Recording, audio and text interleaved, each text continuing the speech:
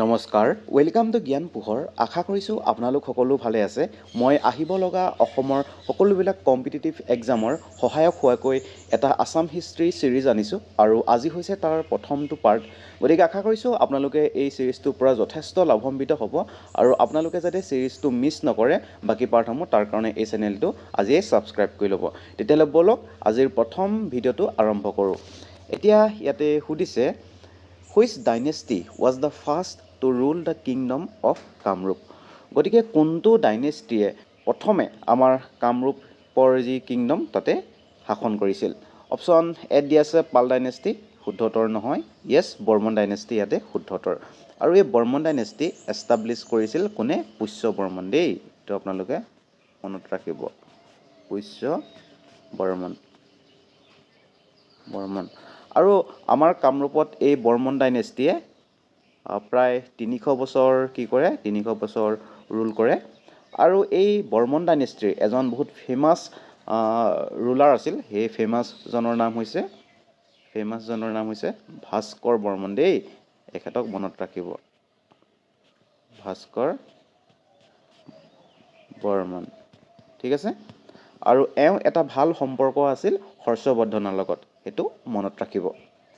এতিয়া আহিছোঁ মই ইয়াৰ পিছৰ প্ৰশ্নটোলৈ। ইয়াতে সুধিছে, দ্য চাইনিজ ট্ৰেভেলাৰ হিউৱেনচাং visited Kamarupa during the reign of which king. গতিকে চাইনিজ ট্ৰেভেলাৰ হিউৱেনচাঙে কামৰূপৰ কোনজন ৰজাৰ দিনত আহিছিল? ঠিক আছে, অপশ্যন এত দিয়া আছে পুষ্য বৰ্মন নেকি? পুষ্য বৰ্মন নহয়। ভাস্কৰ বৰ্মন নেকি? য়েছ, ভাস্কৰ বৰ্মন ইয়াতে শুদ্ধ উত্তৰ দেই। এতিয়া আহিছোঁ মই ইয়াৰ পিছৰ প্ৰশ্নটোলৈ। ইয়াতে সুধিছে, who was the first king of the Ahom dynasty in Assam. গতিকে আহোম ডাইনেষ্টিৰ প্ৰথম ৰজাজনৰ নাম কি হয়? অপশ্যন এত দিয়া আছে চুকাফা। য়েছ, চাওলুং চুকাফা, এইটোৱে শুদ্ধ উত্তৰ। আৰু এই আহোম ডাইনেষ্টিয়ে আমাৰ যি অসম, এই অসমত প্ৰায় 600 বছৰ ৰাজত্ব কৰিছিল দেই। আৰু এই যি চুকাফাই মুংমাওৰ পৰা আহিছিল। চুকাফা ক'ব যদি আহিছিল বুলি সোধে, মুংমাওৰ পৰা আহিছিল দেই। এই মুংমাওৰ পৰা আহি আমাৰ যি ব্ৰহ্মপুত্ৰ ভেলী, ঠিক আছে, ব্ৰহ্মপুত্ৰ ভেলীত আহি উপস্থিত হয়হি কেতিয়া? 1228 খ্ৰীষ্টাব্দত।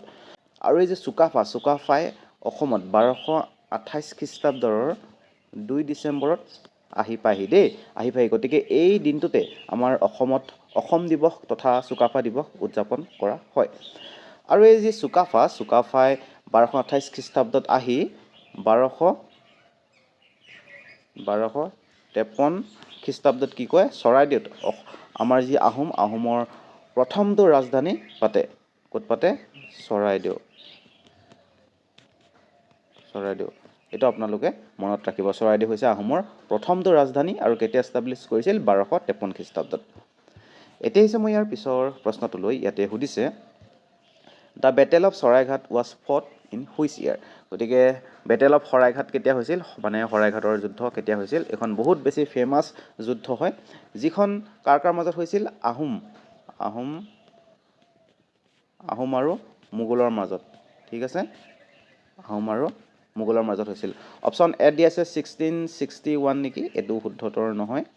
1681 নেকি? এইটো শুদ্ধ উত্তৰ নহয়।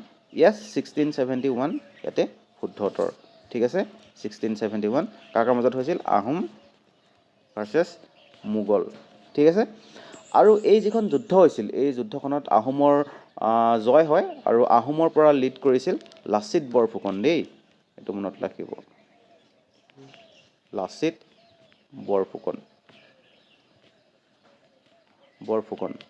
ঠিক আছে। আৰু মোগলৰ পৰা লিড কৰিছিল কোনে? ৰামসিংহই দেই, মনত ৰাখিব।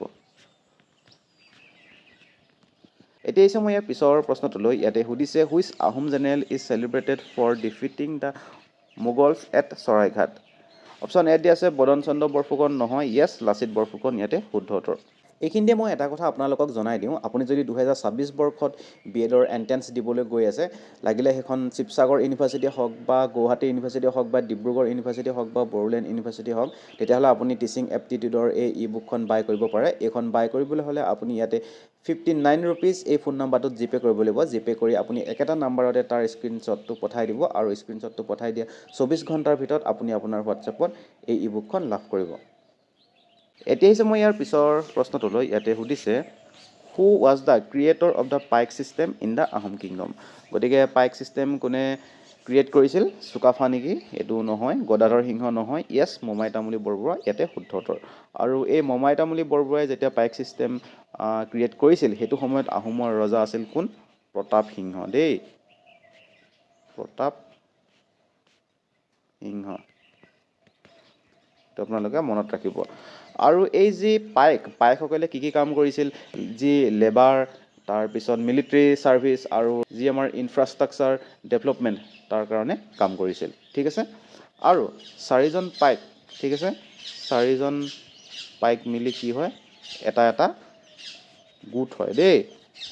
4জন পাইক মিলি কি হয়? এটা গোট হয়। ঠিক আছে। সেইটো মনত ৰাখিব, কি হয়? এটা গোট হয়। তাৰ পাছত 20জন পাইকৰ ওপৰত, ঠিক আছে, 20জন পাইকৰ ওপৰত এজন থাকে, তেওঁক কোৱা হয় বৰা বুলি। এইটো মনত ৰাখিব। তাৰ পাছত 100জন পাইকৰ ওপৰত, ঠিক আছে, 100জনৰ ওপৰত কি থাকে? এজন শইকীয়া থাকে, এজন শইকীয়া থাকে। তাৰ পাছত 1000জন পাইকৰ ওপৰত কি আছিল? এজন হাজৰিকা আছিল,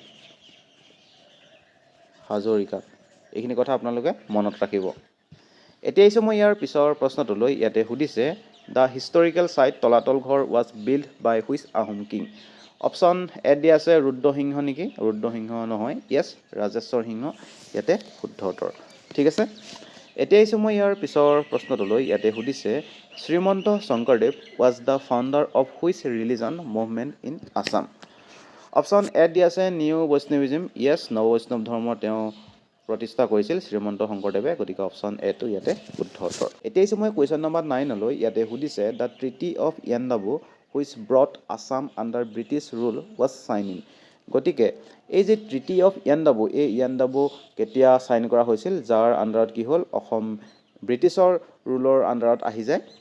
অপশ্যন এ দিয়া আছে 1824 নেকি? এইটো শুদ্ধ নহয়। য়েছ, 1826 ইয়াতে শুদ্ধ উত্তৰ হয়। আৰু ইয়াৰ তাৰিখটো যদি সোধে 24 ফেব্ৰুৱাৰী দেই, 1826 চনৰ কিমান? 24 February. So' this treaty ended the first Anglo Burmese war and was sign between the British East India company and Burmese kingdom দেই, মনত ৰাখিব। এতিয়া আহিছোঁ মই ইয়াৰ পিছৰ প্ৰশ্নটোলৈ। ইয়াতে সুধিছে who was the first martyr of the 1857 revolt in Assam. Option এ দিয়া আছে গমধৰ কোঁৱৰ নেকি? য়েছ, গমধৰ কোঁৱৰ ইয়াতে শুদ্ধ উত্তৰ নহয়। পিয়লি ফুকন নহয়। কুশল কোঁৱৰ নহয়। য়েছ, মণিৰাম দেৱান ইয়াতে শুদ্ধ উত্তৰ হয়। গতিকে এই 1857ৰ যিটো ৰিভল্ট আছিল, এই ৰিভল্টটোৰ কাৰণে মণিৰাম দেৱানক ফাঁচি দিয়া হয়। আৰু কেতিয়া দিয়া হৈছিল? 26 ফেব্ৰুৱাৰী 1858ত। আৰু ক'ত দিয়া হৈছিল? যোৰহাটত দেই, যোৰহাটত দিয়া হৈছিল। সেইটো মনত ৰাখিব। আৰু সেই একেদিনাই আৰু এজন ব্যক্তিক ফাঁচি দিয়া হৈছিল। সেইজনৰ নাম হৈছে পিয়লি বৰুৱা দেই, মনত ৰাখিব, পিয়লি বৰুৱা। পৰীক্ষাত হয়তো এনেকৈও আহি যাব পাৰে পিয়লি ফুকন বুলি, কিন্তু পিয়লি ফুকনটো শুদ্ধ উত্তৰ নহয়, যিহেতু পিয়লি ফুকন বুলিও এজন ব্যক্তি দেখা পোৱা যায়। গতিকে আপোনালোকে তাতে পিয়লি বৰুৱাটো শুদ্ধ উত্তৰ। গতিকে আপোনালোকে তাত পিয়লি বৰুৱাটো চুজ কৰিব লাগিব। ঠিক আছে। গতিকে আজিলৈ ইমানেই আৰু। আপোনালোকে ভিডিঅ'টো চাই কেনেকুৱা পালে কমেণ্ট ছেকশ্যনত জনাব। ভিডিঅ'টো ভাল পালে নিশ্চয়কৈ এটা লাইক কৰিব, আপোনাৰ বন্ধু বান্ধৱীসকলৰ লগত এটা শ্বেয়াৰ কৰি দিব, আৰু পৰৱৰ্তী সময়ত যাতে বাকী পাৰ্টসমূহ মিছ নকৰে তাৰ কাৰণে এই চেনেলটি ছাবস্ক্ৰাইব কৰি ল'ব। ধন্যবাদ।